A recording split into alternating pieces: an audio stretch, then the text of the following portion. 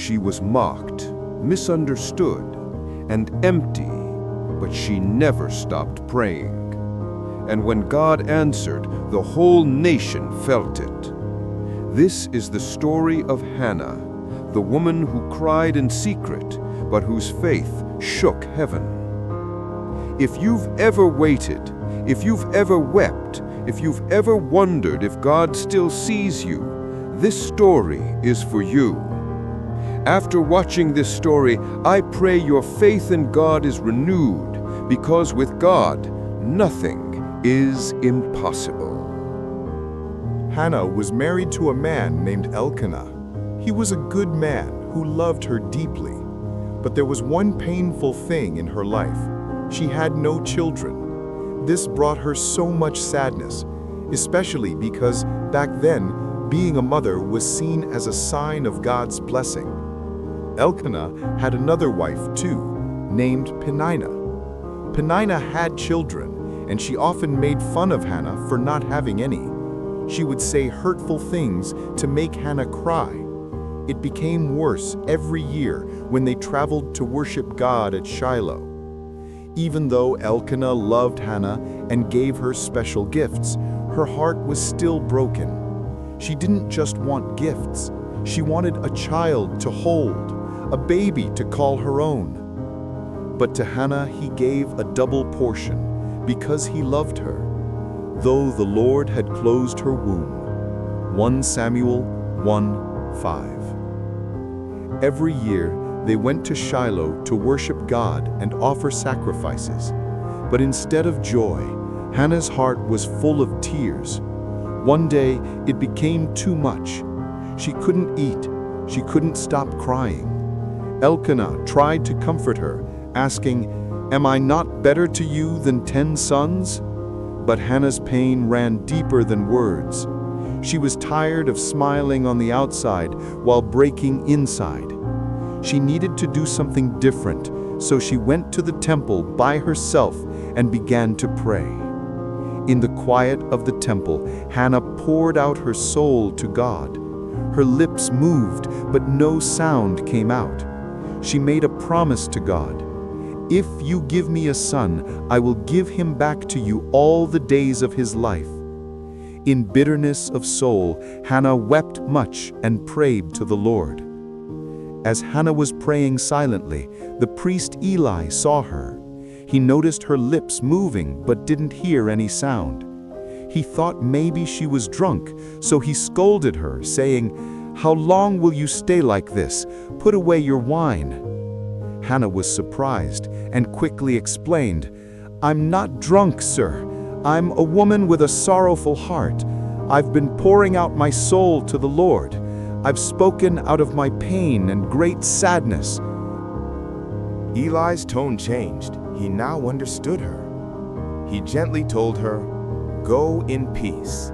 May the God of Israel give you what you've asked of him." That moment gave Hannah a new kind of peace she hadn't felt in a long time. "Go in peace, and may the God of Israel grant you what you have asked of him." 1 Samuel 1:17. Something changed in Hannah after that prayer. She wiped her tears and returned to her family. For the first time in a long time, she ate and smiled. Hope had returned to her heart. The next morning, Elkanah and Hannah worshiped together before returning home. She didn't know how or when, but she believed something had shifted in heaven. Faith had replaced fear. And then it happened. God remembered her. In time, Hannah became pregnant. After all the tears, after all the waiting, her womb was finally opened. So in the course of time, Hannah conceived and gave birth to a son. She named him Samuel, saying, "Because I asked the Lord for him." 1 Samuel 1:20. Hannah held her baby boy in her arms, and every time she looked at him, she remembered her promise to God. She named him Samuel, which means God has heard. Her heart was full, not just because she had a son, but because she had experienced God's faithfulness. But Hannah had not forgotten what she said in the temple. She had told God she would give Samuel back to him. Now she had to prepare her heart to follow through. She decided not to go with Elkanah to Shiloh until the boy was old enough to be weaned. Once he's ready, she said, I'll take him to the temple and leave him there to serve the Lord. After the boy is weaned, I will take him and present him before the Lord, and he will live there always. 1 Samuel 1:22. When Samuel was old enough, Hannah packed his things and took him to Shiloh. Most mothers were holding on to their children, but she was letting hers go. She had promised, and she would not break her word. At the temple, she found Eli the priest. "Do you remember me?" she asked. "I stood here years ago praying for this child. God gave me what I asked for, and now I'm giving him back to serve the Lord." Hannah left her only son in the temple, not because she didn't love him, but because she loved God even more. It was the hardest and holiest thing she had ever done. "So now I give him to the Lord. For his whole life he will be given over to the Lord." 1 Samuel 1:28. She sang a song to God full of joy, strength, and truth. Her pain had turned into praise. My heart rejoices in the Lord. He has made me strong.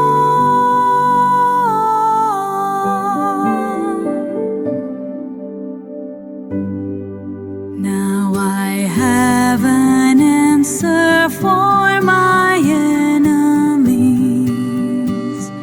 I rejoice because you rescued me. No one is holy like the Lord. There is none besides you. No rock like our God.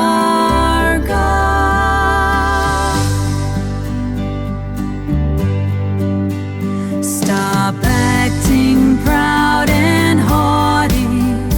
Don't speak with arrogance. For the Lord is God who knows all actions. He will judge every heart.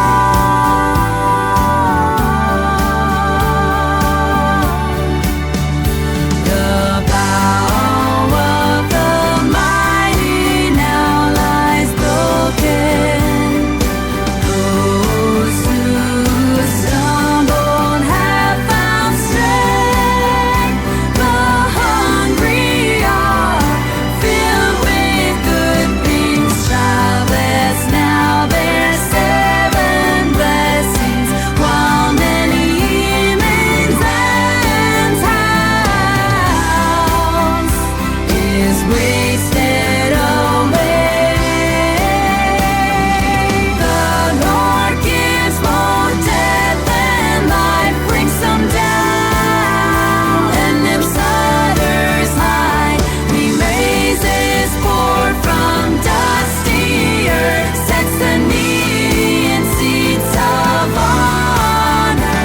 For all the earth to him.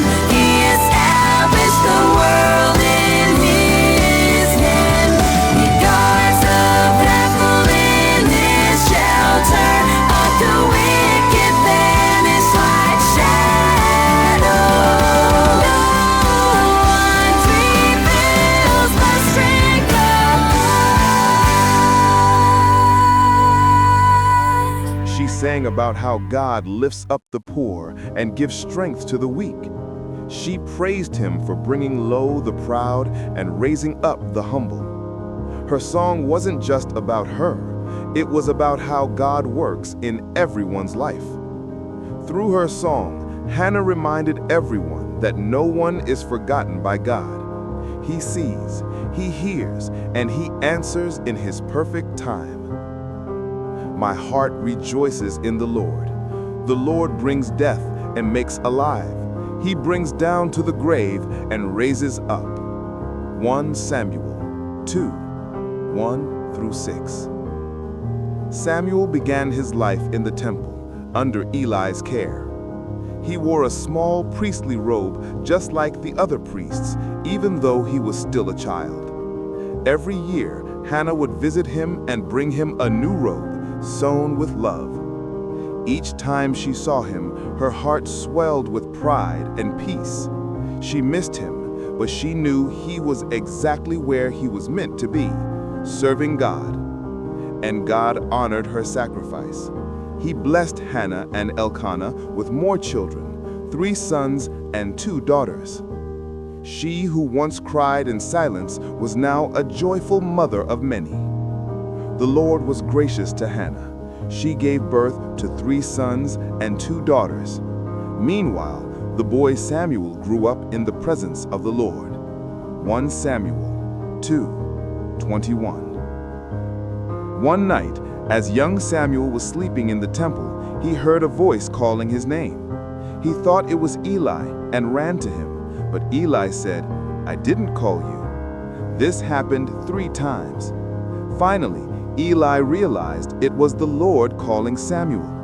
He told the boy, "If you hear the voice again, say, 'Speak, Lord, for your servant is listening.'" Samuel obeyed, and that night, for the first time, he heard directly from God. It was the beginning of his calling as a prophet. The Lord came and stood there, calling as at the other times, "Samuel, Samuel."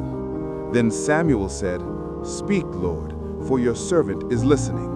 1 Samuel 3:10. Samuel grew up with God's voice guiding him. Everyone in Israel began to see that he was chosen. He didn't speak empty words. When he spoke, things happened. God's hand was on him. From a boy given in surrender came a mighty prophet.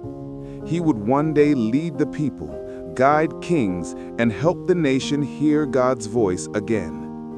And through all of it, Hannah's name lived on, not just as Samuel's mother, but as a woman who trusted God when it was hardest.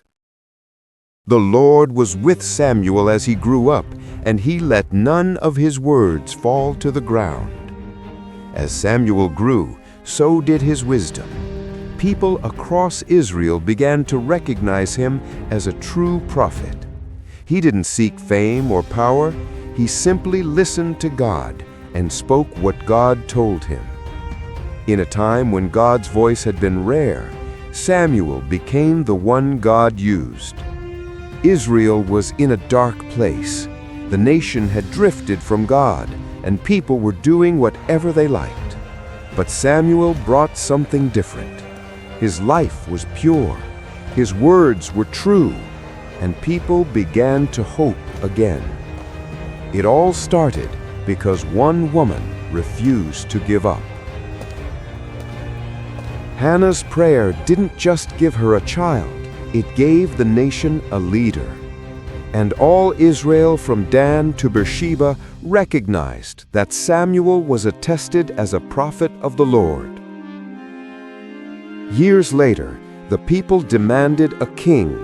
They wanted to be like other nations, even though God was already their king. Samuel was hurt by their request, but God told him to listen. So Samuel obeyed. He anointed Saul to be the first king of Israel.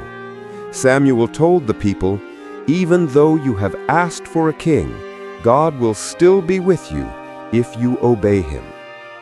This moment was big, not just for Samuel, but for the whole nation.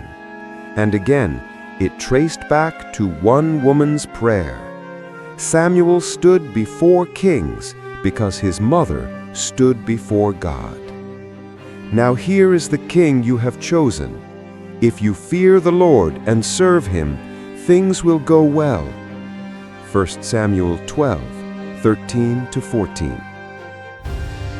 At first, King Saul looked like the answer to Israel's cries.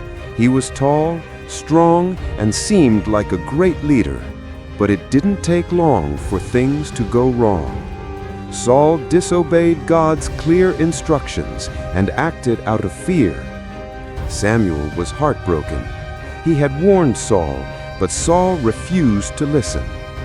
Samuel told him plainly, "You've rejected God's command, and now God has rejected you as king." It was one of the hardest days of Samuel's life, but because of his deep roots in God, from childhood in the temple to the voice of the Lord, he stood firm in truth. Because you have rejected the word of the Lord, he has rejected you as king. 1 Samuel 15:23. God sent Samuel on another important mission, to anoint the next king. This time, it wouldn't be a man who looked like the part. It would be someone after God's own heart, a young shepherd named David. When Samuel saw David, God whispered, "This is the one." And in a quiet moment, Samuel poured oil on David's head, setting in motion the future of Israel. David would one day lead the nation, defeat Goliath, and become one of the greatest kings in history. And it all began with Samuel. The boy Hannah gave back to God was now shaping destinies. Rise and anoint him. This is the one. Hannah didn't live for recognition. She lived for God. She never asked for her name to be remembered, but it was. Her story became one of the most powerful examples of hope, prayer, and surrender in the entire Bible. Through her tears, she gave birth to a prophet. Through her promise, she helped shape a nation. And through her faith, she showed women everywhere that God sees, hears, and answers. Her life reminds us, even when no one else sees your pain, God does. And when you give Him your heart, even your heartbreak, He can turn it into something the world will never forget. The Lord brings low and lifts up. He raises the poor from the dust and lifts the needy from the ash heap. 1 Samuel chapter 2, verses 7 to 8.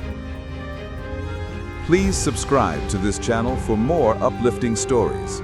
Turn on the notification bell so as to be notified whenever a new video drops. Leave your comments below. It helps this channel grow. Thank you for watching. See you next time.